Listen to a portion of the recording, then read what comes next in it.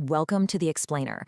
If you're someone who is constantly pushing for growth, but you just keep hitting the exact same invisible ceilings over and over again, well, you are absolutely in the right place. Today, we're unpacking a framework from our source text that suggests a pretty radical change to how we approach personal development. We are looking at a completely new operating system for the mind, one that's designed to help us finally break through those barriers, not by creating more friction, but through fundamental change. Okay, let's dive into this.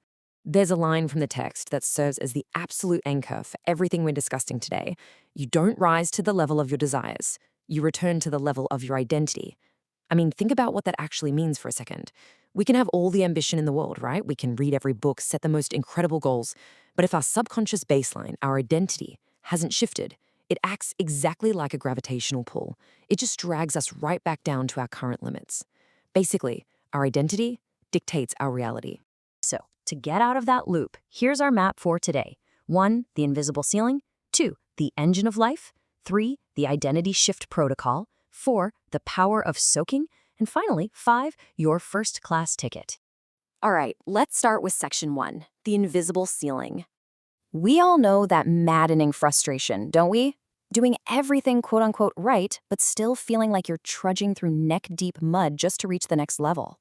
The author of our source text, Roma, actually shares a really powerful personal anecdote about this. He was building his company and just completely ran into a wall. His music wasn't finding an audience, his academy wasn't breaking through, and his ideas just couldn't reach the level he clearly saw in his head. And why? Because subconsciously he was completely stuck in a scarcity identity. He deeply felt like he didn't have enough money, enough resources, or enough knowledge. He just felt he wasn't enough, period. So of course, his reality reflected exactly that. If your solutions are coming with extreme friction, if struggle is just your baseline, or if your mind is constantly spinning in this anxious loop of, okay, what do I need to do next? These are classic symptoms. And this brilliantly illustrates that hard work and desire alone simply aren't enough. These symptoms are hard proof that your current operating system is outdated. A much deeper change is required here. Which brings us to section 2, the engine of life. We really need to shift away from what we think we are and uncover the core mechanism actually driving our daily actions. We have to define identity. Look, it's not what you say about yourself. Actually, scratch that. It's not even what you think about yourself. Identity is the root subconscious core of human behavior. It's the literal operating system from which you react, fear, create, and decide what is even possible for you. And crucially, it is intimately tied to our primal survival programs. If we survive childhood behaving a certain way, our subconscious brain remembers that behavior and just locks it in as our identity because it genuinely believes it needs it to keep us alive today. Now, what's really interesting about this comparison is how fascinating it is to look at these early childhood programs. Let's say a child does poorly in school, the brain might adopt a C student identity.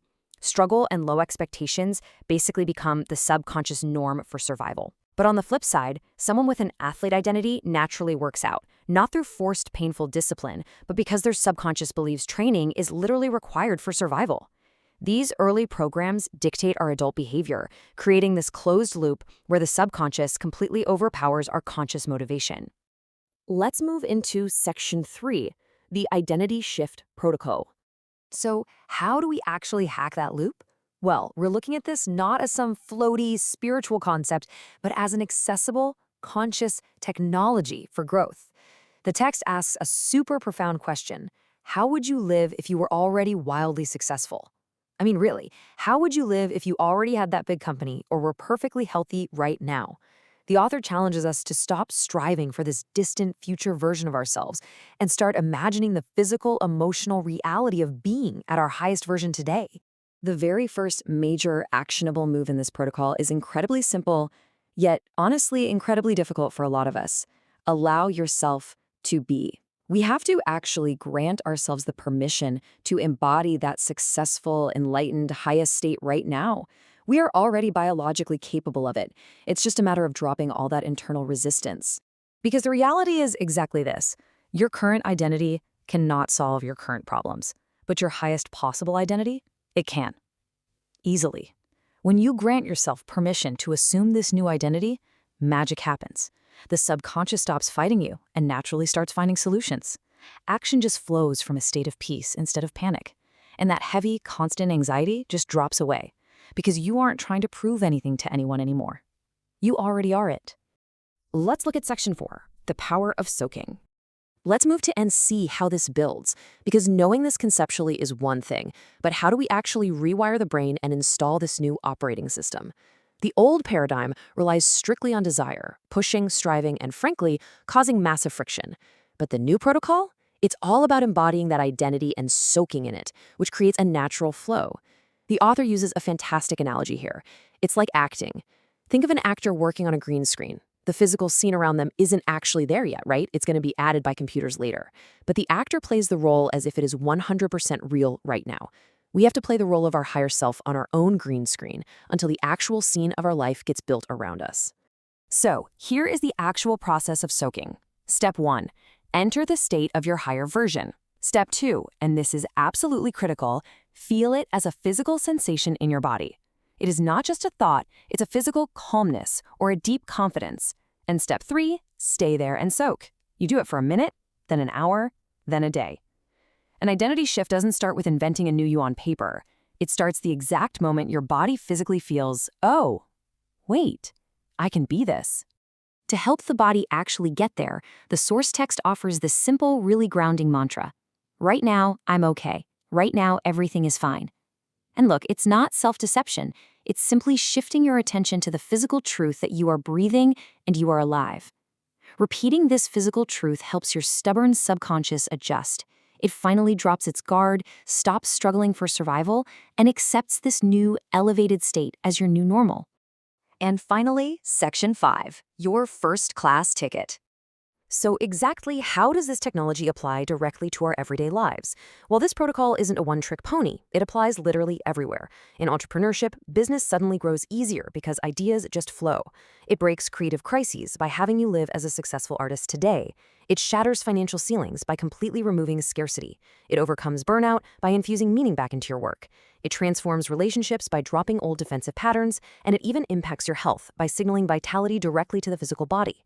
It totally changes the very point from which we meet all of life. And honestly, we are just so fortunate to be doing this right now. Think about it, millennia ago, entering your highest version, what some traditions called Buddha or Christ consciousness, that was hidden away in closed monasteries. In the 20th century, fragments of this were taught in elite acting schools.